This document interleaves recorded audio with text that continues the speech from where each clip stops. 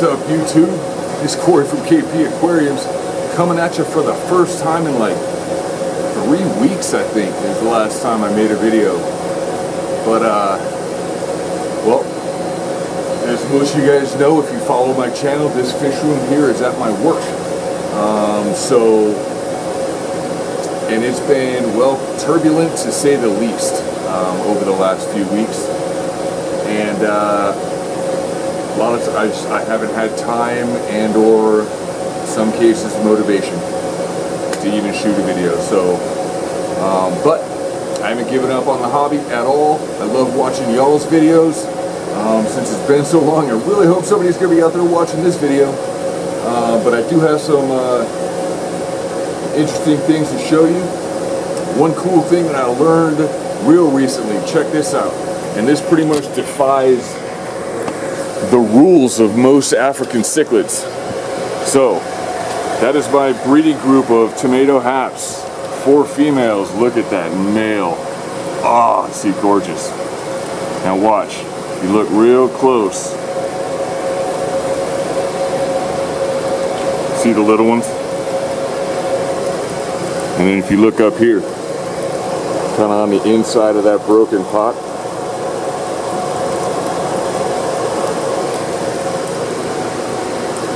down there in the corner. So I threw that pot in there, and then they've also hollowed out underneath that fake log down there. So there's a bunch of hiding spaces, and those are 2 batches. 2 females I saw were holding, and they've spit their fry and they are not getting eaten. So that is that's fascinating to me. Yellow lab still doing great. Some Mangano action. All the little Livingstons. Love these guys. Oops. Focus on them. Love those guys. Let's see. Oh yeah. Another look. And look. These are the Red Empress fry, born at the same time as those little Livingstons. So yeah, keeping them in this filthy, just moss-ridden tank apparently gave them plenty of stuff to munch on, and boy, they are bigger. I mean, those fish are twice the size, and they're born at the same time. So I think this kind of brings me to my main point of this video. Blue-eye cutter eye. Ah, look at that guy, just beautiful. So let me actually pause and show you what I'm working with now.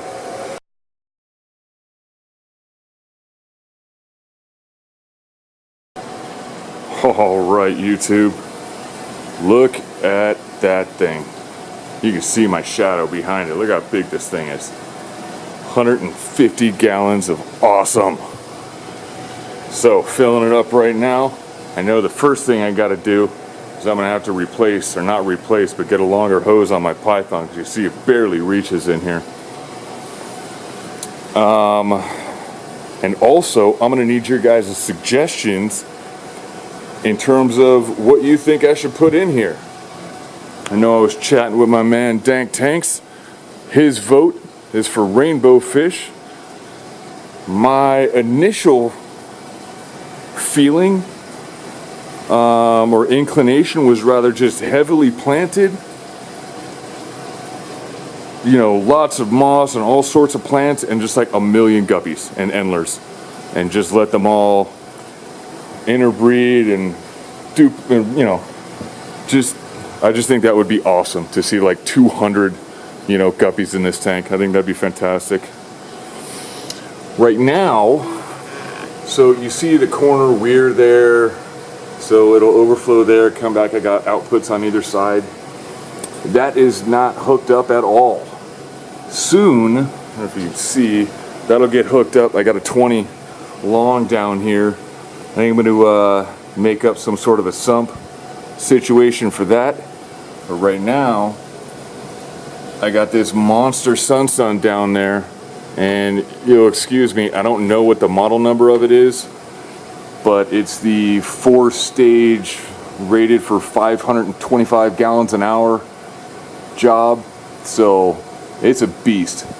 I mean, you don't quite get the like how big this thing is, but that thing is a monster. So that's all I have for filtration on it right now. But doesn't matter, there's no fish in it yet.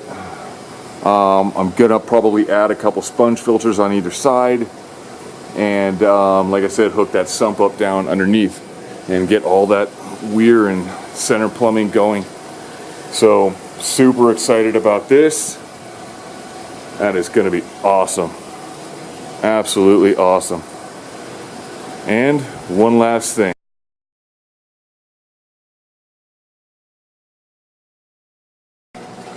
Alrighty, lastly, if you guys are following me, I showed you this tank a few months ago, but I haven't really made any progress with it. But as of recently, we've been kicking up the efforts. This is going to be our first saltwater tank. So right now, we just have the sand in there, have very little rock that's obviously not in it. That's a 55-gallon tank underneath, and this is an 85-gallon acrylic. So the idea is, I'm coming in through this, weir back here, and then it's overflowing back into the main tank, so kind of a reverse overflow. And the idea is this entire tank will be refugium. Nothing but chaetomorpha and copepods to consume, and no protein skimmer. So all of that is to consume all the excess nutrients in the tank. Soon I will be adding the salt to it. Right now it's just, you see this yellow line running up and over. That's going to my RODI system down there on the floor. So all of this is RODI water, and the only minerals that are in it, because we were measuring it as it goes in, because I got the TDS meter right here, the only minerals that are in it now are the remnants of the sand, even though I rinsed that sand out pretty well. Right now we're looking at 58 parts per million, which is not bad at all. That's really, really low, considering about 276 or so, 275 out of my tap. So yeah, that's it. We're gonna slowly get maybe some live rock this weekend, or I don't know, dead rock, and just let it circulate. But yeah, super excited about this. Anyone out there with saltwater experience, feel free to comment and give me some tips on this. So, and there's my favorite 100-gallon tank. Love this tank. My Boesemani rainbow fish, I brought him from home, brought him here. There's Dad to all those red empresses, the red empress babies in there. And I don't know if I showed you guys, I moved an electric blue Acara in here. Love that guy. So, anyhow, thank you guys so much for watching. Thank you for your time. Like, subscribe, share, all that. Oh yeah, so excited. Thank you, YouTube. Fish on.